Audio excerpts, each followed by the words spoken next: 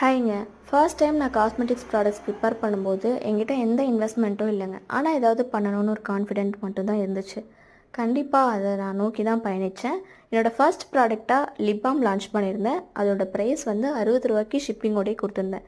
எப்படி பாசிபிள்னு கேட்டிங்கன்னா, எனக்கு அன்றைக்கி வந்து எந்த ப்ராஃபிட்டுமே வரலைங்க. சொல்லப்போனால் அது ஒரு லாஸ்னே வச்சுக்கலாமே.